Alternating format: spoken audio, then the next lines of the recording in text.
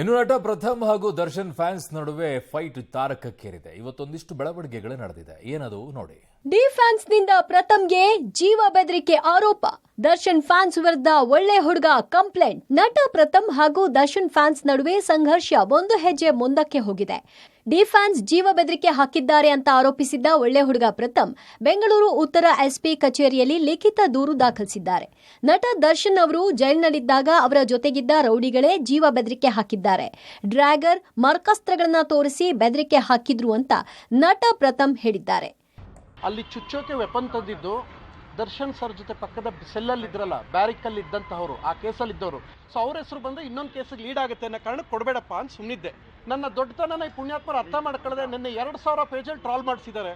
ನೋಡಿ ಸರ್, ನಿಮ್ಮ ಬ್ಯಾರಿಕಲ್ಲಿ ಇದ್ದವರು ವೆಪನ್ ತೋರಿಸಿದ್ರನ್ನ ನೀವು ಬಂದು ಆನ್ಸರ್ ಮಾಡಬೇಕು. ನನ್ನ ಪರ್ಸನಲ್ ಟಚ್ ಮಾಡಿ ವೆಪನ್ ತೋರಿಸಿದಾಗ್ಲೂ ನೀವು ಎಂದಾಗೆ ಕೂತ್ಕೊಳ್ಳಲ್ಲ, ನಿಂತ್ಕೊಳ್ಳೋಕ್ಕಾಗಲ್ಲ ಸರ್. ದರ್ಶನ್ಗೆ ಕಾಮನ್ ಸೆನ್ಸ್ ಇಲ್ವಾ?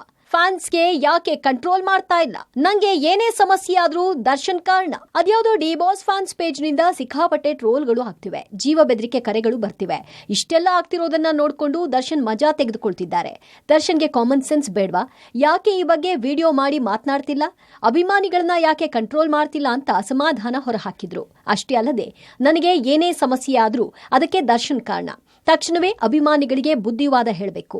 ಇದೇ ರೀತಿ ಮುಂದುವರೆದ್ರೆ ಅಮರನಾಥ ಉಪವಾಸ ಕೂತ್ಕೊಳ್ತೀನಿ ಅಂತ ಪ್ರಥಮ್ ಹೇಳಿದ್ದಾರೆ.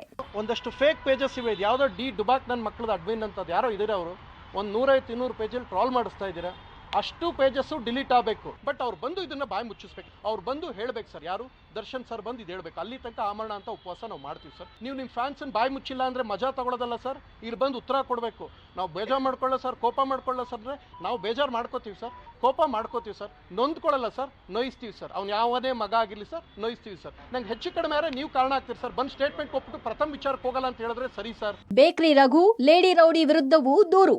ಇವರಿಬ್ಬರು ಕ್ಷಮೆ ಕೇಳಬೇಕು ಎಂದ ಪ್ರಥಮ್. ಇನ್ನು ದರ್ಶನ್ ಅವರು ಜೈಲಿನಲ್ಲಿದ್ದಾಗ ಅವರೊಟ್ಟಿಗಿದ್ದ ಬೇಕ್ರಿ ರಘು ಹಾಗೂ ಲೇಡಿ ರೌಡಿ ಯಶಸ್ವಿನಿ ಧಮಕಿ ಹಾಕಿದ್ದಾರೆ ಅಂತ ಪ್ರಥಮ್ ಹೇಳಿದ್ದಾರೆ. ದೊಡ್ಡಬಳ್ಳಾಪುರದ ದೇವಸ್ಥಾನವೊಂದಕ್ಕೆ ತೆರಳಿದ್ದಾಗ ಅಲ್ಲಿದ್ದ ಬೇಕ್ರಿ ರಘು ಡ್ರ್ಯಾಗರ್ ಹಾಗೂ ಮಾರ್ಕಾಸ್ತ್ರಗಳನ್ನ ತೋರಿಸಿ ಜೀವ ಬೆದರಿಕೆ ಹಾಕಿದ್ದಾರೆ. ಅಷ್ಟೇ ಅಲ್ಲದೆ ಲೇಡಿ ರೌಡಿ ಯಶಸ್ವಿನಿ ಕೂಡ ಧಮಕಿ ಹಾಕಿದ್ದಾರೆ. ಇವರಿಬ್ಬರು ಕ್ಷಮೆ ಕೇಳಬೇಕು, ಇಲ್ಲದಿದ್ರೆ ಅಮರನಾಥ ಉಪವಾಸ ಮಾಡುವುದಂತೂ ಸತ್ಯ ಅಂತ ವಾರ್ನ್ ಮಾಡಿದ್ರು. ಬೇಕ್ರಿ ಬಾಬು ದರ್ಶನ್ ಅವ್ರ ಜೊತೆ ಜೈಲಲ್ಲಿ ಇದ್ರಂತೆ, ಯಾವುದೋ ಈ ಕೇಸಲ್ಲಿ. ಬೇಕ್ರಿ ಯಾವುದೋ ಒಂದು ಗೊತ್ತಿಲ್ಲ ಸ್ವಾಮಿ, ನಂಗೆ ಅವ್ರ ಹೆಸರೇ ಗೊತ್ತಿಲ್ಲ. ಯಶಸ್ವಿನಿ ಅವರು, ಅವರಿಬ್ರು ಮಾಡಿದ್ದಾರೆ. ಅವ್ರು ಬಂದು ಹೇಳಬೇಕು. ಜೊತೆಗೆ ಅವರು ಜೈಲಲ್ಲಿ ಒಂದೇ ಬ್ಯಾರಿಕಲ್ ಇದ್ರೆ ಈ ಮನುಷ್ಯ ಬಂದು ಮಾತಾಡಬೇಕು. ಪ್ರಥಮ್ ವಿಚಾರಕ್ಕೆ ಹೋಗಬಾರ್ದು ಅಂತ ಸ್ಟ್ರಿಕ್ಟ್ ಆಗಿ ಹೇಳಬೇಕು. 150 ಫ್ಯಾನ್ ಪೇಜ್ ಡಿಲೀಟ್ ಆಗೋ ತನಕ ಅಳ್ಳಾಡಲ್ಲ. ದರ್ಶನ್ ಅವರು ಸೋಷಿಯಲ್ ಮೀಡಿಯಾ ಅಟ್ಲೀಸ್ಟ್ ವಿಡಿಯೋ ಮಾಡಾಕ್ಬೇಕು. ಇನ್ಮೇಲೆ ಯಾವ ಕಲಾವಿದರು ವಿಚಾರಕ್ಕೆ ಹೋಗಬಾರ್ದು. ನಟ ದರ್ಶನ್ಗೆ ಬೆಂಗಳೂರಿನ ರೌಡಿಗಳ ನಂಟು. ದರ್ಶನ್ ವಿಚಾರವಾಗಿ ಬೇಕ್ರಿ ರಘು ಬೆದರಿಕೆ. ಇನ್ನು ಪ್ರಥಮ್ ಮಾಡ್ತಾ ಇರೋ ಆರೋಪಕ್ಕೂ ದರ್ಶನ್ಗೆ ಬೆಂಗಳೂರಿನ ರೌಡಿಗಳ ಜೊತೆ ನಂಟು ಇರುವುದಕ್ಕೂ ಮ್ಯಾಚ್ ಆಗ್ತಿದೆ. ಯಾಕಂದ್ರೆ ವಿಲ್ಸನ್ ಗಾರ್ಡನ್ ನಾಗ, ಬೇಕ್ರಿ ರಘು, ಸೈಕಲ್ ರವಿ ಎಲ್ಲರೂ ದರ್ಶನ್ಗೆ ಆಪ್ತರಾಗಿದ್ದಾರೆ. ಅದರಂತೆ ದಾಸ್ನ ವಿಚಾರವಾಗಿ ನಟ ಪ್ರಥಮ್ಗೆ ಬೇಕರಿ ರಘು ಬೆದರಿಕೆ ಹಾಕಿದ್ದಾರೆ ಎನ್ನಲಾಗಿದೆ.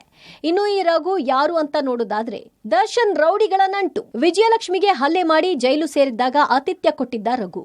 ರೇಣುಕಾಸ್ವಾಮಿ ಕೇಸ್ನಲ್ಲೂ ಮೊದಲು ಜೈಲಲ್ಲಿ ನೋಡಿಕೊಂಡಿದ್ದೆ ರಘು. ರಘು ಜೊತೆ ದರ್ಶನ್ ಬೆಡ್ನಲ್ಲಿ ಕುಳಿತು ಫೋಟೋ ವೈರಲ್ ಆಗಿತ್ತು. ನಂತರ ವಿಲ್ಸನ್ ಗಾರ್ಡನ್ ನಾಗ ಜೊತೆ ಸೇರಿಕೊಂಡಿದ್ದ ದರ್ಶನ್. ಇಷ್ಟೆಲ್ಲ ಆದ್ರೂ ದರ್ಶನ್ಗೆ ರೌಡಿ ಶೀಟರ್ ರಘು ಸಪೋರ್ಟ್ ಮಾಡ್ತಿದ್ದಾರೆ. ಒಟ್ಟಾರೆ ದರ್ಶನ್ ಫ್ಯಾನ್ಸ್ ಹಾಗೂ ನಟ ಪ್ರಥಮ್ ನಡುವಿನ ಸ್ಟಾರ್ ವಾರ್ ಎಲ್ಲಿವರೆಗೆ ಹೋಗಿ ನಿಲ್ಲುತ್ತೋ ಗೊತ್ತಿಲ್ಲ. ಈ ಬಗ್ಗೆ ನಟ ದರ್ಶನ್ ಏನಾದ್ರೂ ರಿಯಾಕ್ಟ್ ಮಾಡ್ತಾರಾ? ಕಾದು ನೋಡ್ಬೇಕಿದೆ. News desk, public TV.